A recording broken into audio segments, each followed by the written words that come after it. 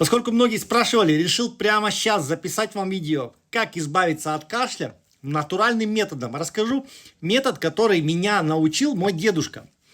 И он сам так лечился, он лечил свою бабушку так, и вообще вся семья наша так лечилась.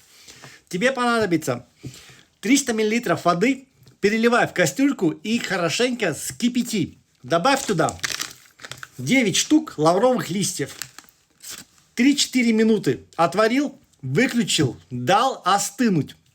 Переливаем в другую посуду, добавляем 3 столовых ложек меда хорошего и обязательно половинку свежевыжатого лимонного сока. Принимаем каждые 3 часа по столовой ложке.